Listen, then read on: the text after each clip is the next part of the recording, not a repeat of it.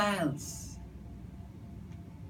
The Jews were not even supposed to visit a Gentile land. And here is a Jewish boy in a Gentile land, not only visiting a Gentile, but he was working for a Gentile. How bad is that? He's at the bottom of his life. Not only that. So he went and hired himself out to one of the citizens of the country, and he sent him into the field to feed the swine. You know what? The guy didn't want to hire him, but he glued himself. He forced himself. And you know what job he gave him? What? Okay, feed the swine. Feed my pigs. You know what? The Jews in their book says Jews are not allowed to take care of pigs. Those who take care of pigs are cursed. The Jews are not allowed to eat pork. That's why the Muslims are not allowed to eat pork. They have the same forefather, Abraham. And here, di ba I told you, you want an airplane not to be hijacked, put a pig, a live pig inside an airplane. Because the Muslims believe that if they die with a pig around, they go to hell. And here, he was working for the pigs. How bad is that? It's the worst situation you can get. Verse 16. And he would have gladly filled his stomach with pods, and the swine were eating. I mean, he was so hungry. You know what? I'm willing to eat the food of the pigs. He was that desperate. Any food. I'm about to die. There's a severe famine. I'm forced to work even without pay, even just for food. And he said, even the food of the pig now looks delicious. Not a buffet. And imagine, he came from a life of privilege, a life of wealth, a life of where no hunger exists. And now he's begging to have the food of the pigs. That's unimaginable. And as the Bible says, no one cared. No one bothered to help him. Maybe he had friends before who was helping him, but their friendship, he extended his friendship too much that no one even wanted to take his phone calls, in a sense.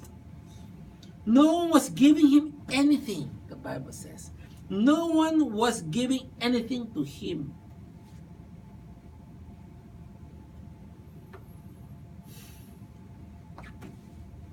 Can't run to the family. He's considered dead. Can't go back to the village. He's an outcast. Even in a Gentile land, before he had all the friends, fair-weathered friends, all are fake. All he's wanting for, just wants his money. Right? Verse 17. Something happened. But when he came to his senses, that phrase is in Hebrew is, and when he repented. he said, "How many of my father hired men have more than enough bread, but I am dying here with hunger?" All of a sudden, he realized, my father has employees and they're eating. And I'm hungry. Ah.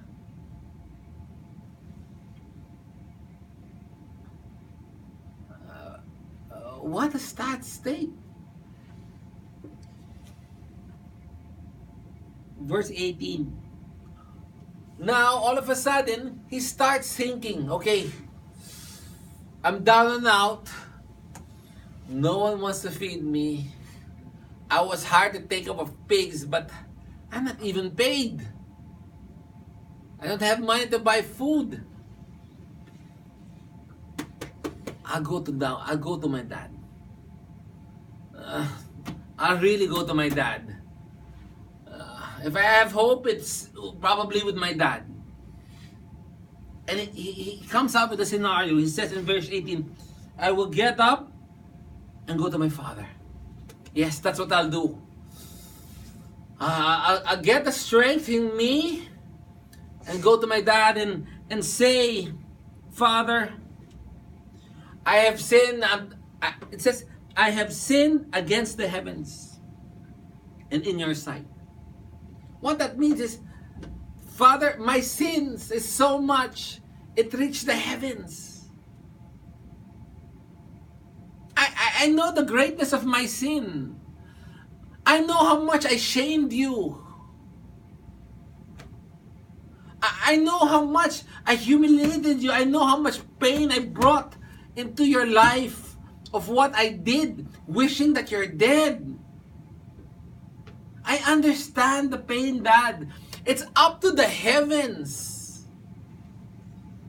That's what I'll say. Then he realized that he has no right to be called his son. That's how much I offended you. Don't even call me son, Dad. There's only one thing I ask. Verse 19. I am no longer worthy to be called your son. Make me one of your hired hands. You know, a hired hands is the lowest level of a servant. A slave is better than a hired hand. A slave eventually becomes part of the family. They are taken care of. A hired hand is arawan. Today I need you, tomorrow no. After today, okay, I need you again. You get paid basic wage for the day. Tomorrow no. But a slave, you have security of tenure. And masters treat the slaves better. So he comes to his father knowing that the pain and the anguish is brought, and says, I am no longer worthy to be called your son. All I ask is, I just need food. Just get me as a hard hand. Don't even recognize me. Don't even bother with me. Now, typically, when this happens in a Jewish setting, the son would go to the father's house and would knock. And when they knocked, the servant will check, is the son. Goes to the father, it's your son. Which one? The younger, the prodigal. And typically in the Jew, the son will be told to wait outside the house for several days. And it is customary at the time for people to shame the son. It's like you standing outside the house or you standing outside the house, or you standing outside the house, and people passing by would say, "Ah, grabe kang bata." They would shame the son. They could spit at him. They would ridicule him. And the father would really expose him to the shame. So that, parang ganti ba? The moment the father felt that enough shame was brought to the son, in the middle of the plaza, the father will go out in front of the people. The son would come to the father in a prostrate manner, in the floor, like crawling to the feet. And the people around will see that. And that thing was meant to restore back the dignity of the dad. Restore back the honor of the father. So he would, and the father then could now say, okay,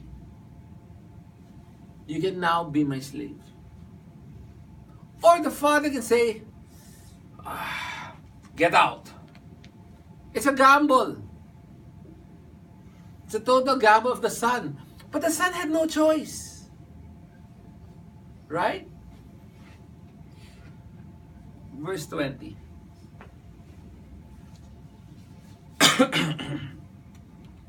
So he got up and came to his father. But while he was still a long way off, his father saw him and felt compassion for him. While he was long way off. I can imagine. Oh, the implication of that is the father was looking. The father was searching. There will probably be days that, is that my son? No. That's why when indeed that day, that fateful day came, the father saw the son, even though he was still far, because he was really searching, wondering, what happened to my son? I wonder how he is. And that when he saw the son, the father felt what? What's the word? Compassion. Compassion. You know the meaning of the word compassion? Like he felt bad for the son. Literally, his tummy started turning. Ah. I can imagine the son, how he looks now. Maybe his clothes are all tattered. Maybe he's now thin. Maybe his beard grew. Certainly he smells extremely bad. He had no, probably a little semblance of who he was when he left. He left with nice shoes, great sandals, nice clothes, shiny linen, and now he's all tattered. It was so despicable that the father felt like vomiting. His tummy was turning. Is that you, son? The pain, the shock was so severe he felt like vomiting. Can you imagine how the son looked?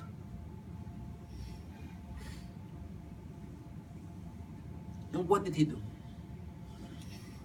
He ran. Now, during that time, fathers, they don't run. You're not allowed to see the sandals of the shoes. But for them to run, they had to lift up the sandals. And that's a big disgrace. To run is more. Sabi ko nga para si Queen Elizabeth, ginano at nagtatakbo.